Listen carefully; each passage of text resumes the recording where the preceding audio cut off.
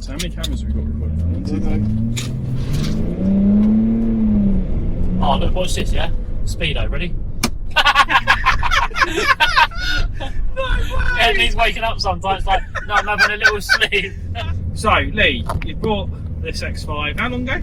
6 months ago, I've had this now. And That is a long time for you to keep a car. it is actually, isn't it? Usually you'd have about 3 cars in the space of that period. I think the channel has seen a lot of cars already from Lee. This is the 4th one this year, so. Yeah, man, there's a lot in it.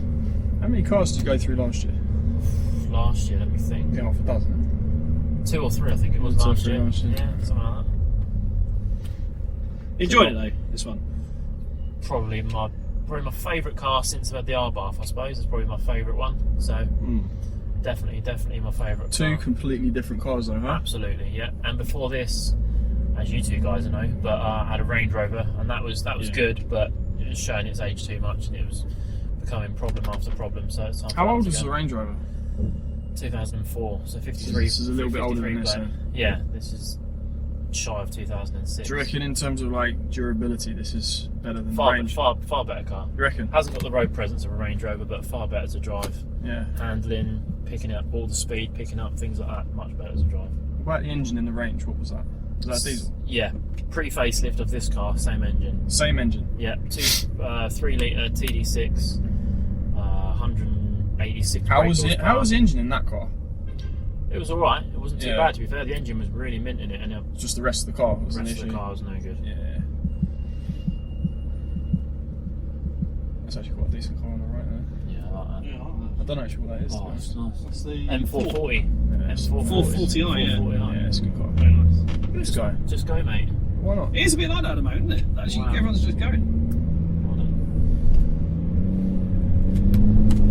So what's new with the car? Obviously, we've seen a latest video of putting in the head unit. Is there anything we haven't seen yet on the channel that you've actually done to the car? There's lots of things we haven't seen yet on the channel, which will be, we might include it in this video, we might do it in another video, not sure, but there's lots of things that have been done since I've had it over the last 6 months. Not needed to be done, but you know, more things that I wanted to do to the car to make it more individual and personal to me. So Yeah. but yeah, it's gone through many new things. That's good. And you, everything else still good with like suspension stuff? Obviously, because we're 2005 with this car, isn't it? I think so. Yeah. Everything's good for that. Well, 2005 and 207,000. 207,000 miles Just now. running, mate. Just running. Yeah. Yep. But no, I've got all four new tyres the other day. I had the tracking done because that was way out, and the last set of tyres I put on it went through in 2 months, so that's definitely not right. So I've got that some done. pictures of that as well. Definitely got some pictures of that be coming on the screen. Yeah, pretty threadbare, huh? Very metal. Yeah. Threads would have been good, but yeah, there's not much. So yeah, you got some, what was it, Toyos on here now? Toyo Proxys SUV Yeah. sport tyres. You impressed with them? Or? I do like those tyres. Good tyres. Very quiet. Makes a massive difference. Before that, I just had some real low brand, you know, Chinese yeah, crap. budget tyres on it. Load of rubbish. Yeah. But put some proper Toyos on it, and yeah, Makes a big difference. massive difference. Get some good pull off. Oh yeah. Yeah, it goes nice down the road now. Get a bit of grip. There's plenty of grip there. Plenty of torque. And are we're in That's not two-wheel drive mode, yeah? Yeah, and we're not even in sport. That's just basic, normal, manual, automatic mode. Non-remapped. Not remapped. It's pretty much standard, the engine, isn't it? Apart from the Standard, exhaust. yeah, the only thing that's not standard is the air filter and the exhaust. Yeah. Other than that, it's just how it's come out of the factory. Plan is to remap it eventually, get an intercooler for it so you can get just over 300 brake horsepower. But I will say, my first impressions of your car, Lee, given the fact, the age of it, the 207,000 miles that are currently on the clock, I'm not hearing any rattles, I'm not hearing any clunks, I'm not hearing any squeaks, and the engine sounds good. It's quite impressive, isn't it? Yeah. Do you know what I mean? Imagine this car's 16 years old now. The car I got off before. I'm gutted actually. I forgot to bring the service history to show you guys. It's unbelievable. Yeah. A folder thick. Really well serviced. It's got a receipt for every bulb, everything, every tyre it's ever had. So it does make a difference, I think, when you buy a car that has you can see on paper that the car has got everything documented. That tells you the person who had this car is looking after it. Yeah, and sort of meticulous and stuff. It was so looked after. The guy who brought it off was a real nice chap, and he showed me everything about it. He showed me all the bits that were like, not quite up to 100%, but he just showed me all the receipts. So did you go out looking for an X5 specifically, or was this just a car that came up thinking you're just browsing one day and thought, hey, I quite fancy an X5? I actually was looking for an X3 originally. I remember. I looked at X5s and I thought, I don't think you were I'll looking at that one. 2-litre X3 for a while, weren't you? Yeah, and I thought I'm not going to be able to afford an X5, but this one come up, and I thought I just have to go and see this car. I literally texted the guy at 8 o'clock in the morning. I said I need to come see this car. I said I'll be there at 9. He said, yep, no worries, I've got 2 other people coming, but they're not coming till another week or so. So he said, I'll show you the car. I went there, went for a 20-minute drive in it, spoke to the guy for 20 minutes, done the deal there, and then paid him out for it. And that was that. And this car, considering what the car market's like now, paid £2,200 for. So I reckon if I would try to sell this car tomorrow, I'd be able to get £3,000 for it, because it's just, they're so sought after, and as we know, due to COVID, the car market's gone crazy. So this car in particular, and it's well worth the money. Exactly, and it's hard to find a fairly well sorted one, isn't it? There's a lot of lemons out there, especially in all prestige cars. They get so complicated. There's so much electrics in them. Yeah. And people don't worry oftentimes when cars get to a certain age about the small things, and they just let it lie, and then you end up with numerous problems. And this car, it's got, I know we keep saying it's 16 years old, but everything works on it. Heated seats, they work absolutely amazing. Air conditioning is absolutely freezing cold. Pointing out a McDonald's there, are you? Just in case we need to know for later. You can never ever not have a McDonald's. But yeah, everything just feels tight as a drum on it. And I've driven other X5s pre-facelift, bearing in mind, and whatever, and they just don't feel the same. They don't feel. I know this car's done 207,000 miles, but I've had cars that have done less miles. They feel ropey, and they don't feel as tight as this. And people might be put off by having 207,000 miles. Don't be put off by that, because if it's been serviced and it drives nice and it's it's been maintained, there's no reason why it can't live on for another 200,000 miles. Yeah, definitely. It's all about how you look after the car. That's really good. It is driving really well, I've got to say. Obviously, we've done loads of videos on the channel, but I think myself and Ollie still have not had a chance to go in any of our cars, and this is the first. Obviously, we've got to go in the X5, and I think my first impression is definitely really, it's absolutely solid. Really, you can tell it's really well built, but I think that kind of probably goes to standard. There's going to be a lot of BMW, like people that probably own a BMW and watching this video, or maybe looking to get a BMW. And I can definitely say this car is very, very well built. It is a different calibre, even though the age. My car is 10 years younger, but the calibre of how solid it feels is definitely very different to my Focus. I can definitely tell you that. And that's the difference. Like old BMWs, they seem to just last more. You go in the new ones, they're nice, they're all new and they've got new gadgets in and screens and whatnot, but say what, you pay the premium, but I still don't think you're getting as good quality car as you do with this. So like, it's 15 years old and you're still getting that quality even though it's that old. Yeah, no, it's really good.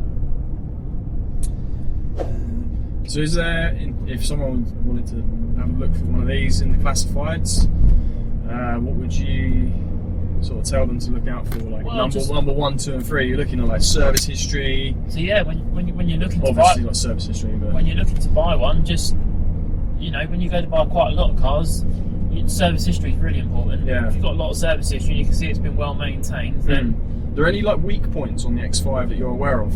Like because this is the E53, E53. Yeah. So I know, like from my old E46, there's several common issues to look out for. Rusty wheel arches and subframes and stuff.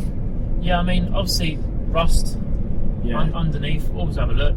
All of these from this era rust a bit, don't they? Cars are going to have a little bit of rust under for 15 years old. You're not going to get a car unless it's been undersealed already, whatever. But other than that, a little bit of rust you might find. But door handles, they suffer with door handle carries. Mine's had 2 in the same door. Oh, really? Because they're just terrible. They just fail. But it's common. Don't be scared by it. Don't be put off by it. Easy fix. Easy fix. Yeah. You know, if you, I'm not mechanically minded, but I changed mine. It took me an hour. So use that to knock the price down a bit, right? Exactly. Yeah. Don't be afraid of, you know, if it's got a door handle that don't work or something, then don't be afraid of that.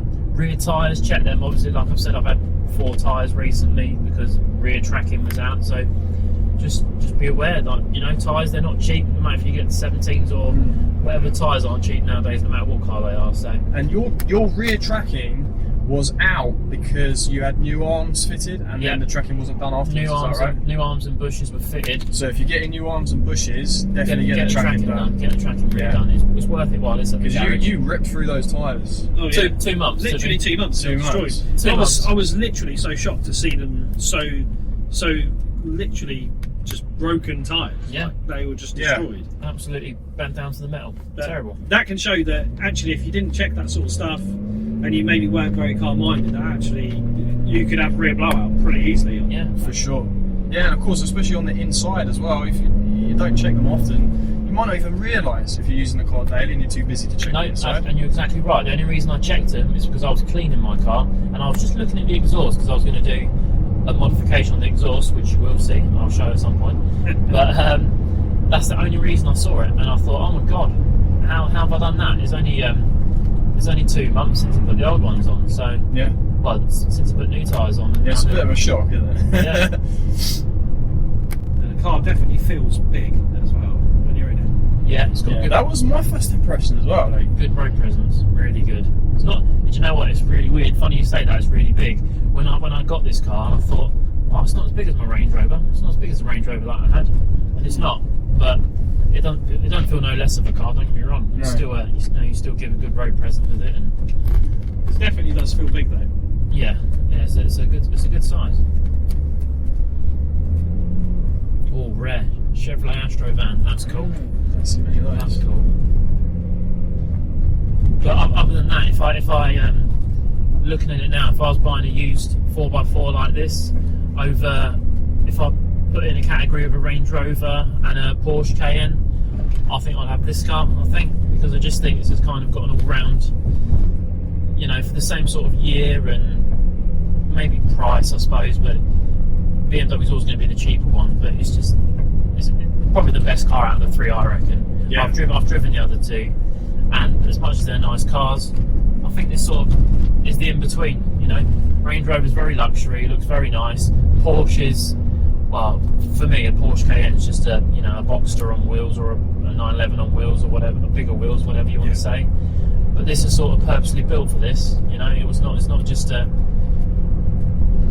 hyped up 3 Series or something like that. It's built for what it was. You know. Yeah. It was designed and engineered to be a decent, comfy 4x4. That shows the BMW badge off, essentially. Yeah. And on this particular car, you've got springs on the front and air suspension on the back. That's right. Yeah. Is that right? Yeah. And you had any problems with the air suspension? No, airbags? touch wood. Touch wood. Touch wood, yeah. And that is real wood. That is real wood. That is actual real wood. That is real wood. No, nothing on the back. Been all good. But when I going back to the Range Rover, I had constant problems with sensors and stuff like that. Did that have air suspension as well? Yeah. All round that did. Right. Front and back, and it was cool. You could lower the car and it would drop down and heighten it up, and it was really cool to look at, but problematic. Well, problematic, yeah. But if the air suspension ever failed on this on the rear, then I would just change it out and get coilovers, because I think a low stance looked cool. Not for everybody, like lowered 4x4s and things like that. People think what's the point? But you know, it's just something different. And for me, do you know one thing for me? Having a car like this, and you'll see by the modifications and all the things I've done to the car. For me, it's not a purist car. It's had its time, the X5. This is never going to be a showroom model ever again. It's done 207,000 miles. Yeah. It's never going to be one of those cars they put in a BMW showroom in Germany to what they were. But so that's why for me, modifying it and doing things that I'm doing to it is fine with me, because Yeah. I get to be individual, and it's not ruining a car that's, you know, it's not ruining a prestigious car essentially. Yeah. So No, I get that definitely. it's not as if I've got an X5 with 10,000 miles on it and it's never seen any rain or doesn't get driven very often. Yeah. It's just not that car. But it's still a very good car, I'd say. Oh yeah, absolutely, absolutely. And I put what money put money into it and do what I do to it just to preserve its life. Obviously, keep it going a lot longer and just make it a good car and enjoy it. That's what's the most important thing, is enjoying the car. Yeah. And what sort of MPG do you get with this? Well, realistically, you're not going to get the best Very MP. much. Yeah, we're talking about the average driver here, not necessarily you. No, Yeah, because you know. Because you've got a bit of a heavy right foot. Yeah, on an average cruise, you know. I don't know. I've seen 36, 37 miles to gallon return when I've been driving it sensibly. That's so not bad. I suppose You're talking about a straight 6 diesel that weighs over 2 tons. Yeah. So actually, that is, I think it's and not it's bad. auto as well. Yeah, I think that's not bad at all. And I think that's all you can expect, mate. Really. going back to the Range Rover again, it was getting more miles to the gallon than that was, because it's a little bit lighter than that. And I think equally, if you buy a Porsche Cayenne, then you're going to get, you know, similar miles to the gallon. You are on these sort of cars, you know. It's not the car to go hypermiling in, getting 70, 80 miles to the gallon. Yeah. You're not going to do it. You don't buy it for that. No, it's not going to. You're not going to get it. And It's definitely the wrong sort of car, especially when a car weighs 2 tons. yeah, You know. exactly. And then, you know, you can get other ones. Don't get me wrong. That like people have got the 4.6s and even the 3 litre petrols with LPG, and that saves a little bit. But you know, the car is what it is, and you're never going to be. Yeah, it's never going to be 70 miles a gallon. No, you're never going to buy this car to save money. You know, you buy this car for what it is. It's a 4x4 which has got, you know, quite a nice feel to it, and you're buying it because of the space. And Yeah.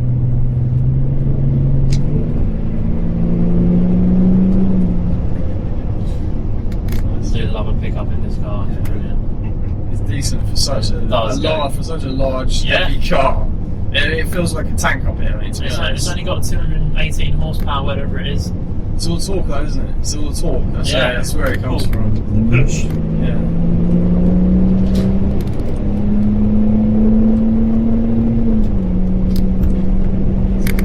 There it goes.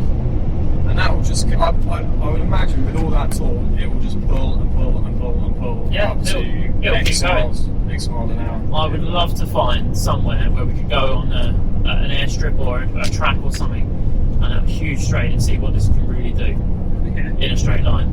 Yeah. I'm sure it will get to its limit, which will be the 155. I'm sure it will set by BMW Probably. Yeah, I'm sure it will. I'm sure it'd get close to that. I mean, that is with really hardly anything done to the engine. No? Yeah. You know, it's not been mapped, it's not had any fancy intercoolers in it, or anything like that. No, nothing. I can't wait to get it mapped and see what it'd be like at 300 horsepower. Oh yeah. And over 600 torque. I think that'll be an absolutely crazy machine. I think I'll be going through tyres a lot quicker as well. Yeah, I think you will have a tyre problem. Yeah, I think I'll have to get a subscription with Toyo or something I like reckon you can get Amazon Pantry for tyres. In fact, if this video if it gets enough views, maybe Toyo might see it and feel sorry for me and give me some tyres.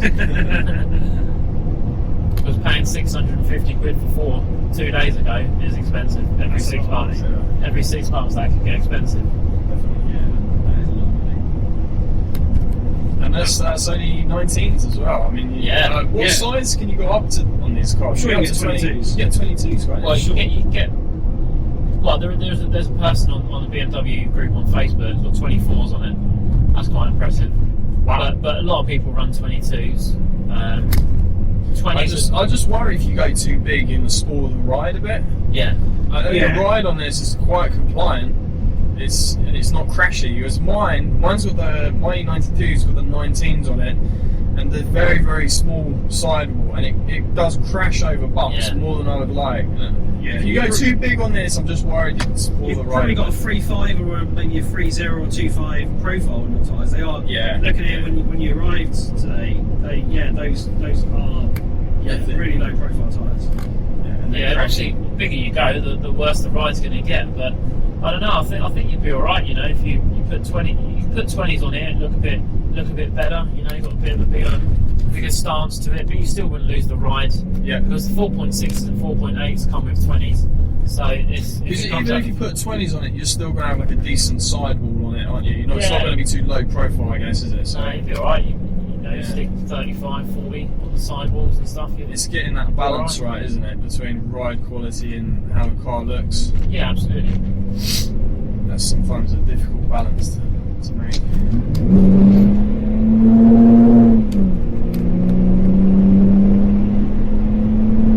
Yeah, it just keeps pulling, doesn't it? Just keeps on pulling. Very nice. It's good. It's good. I do like that.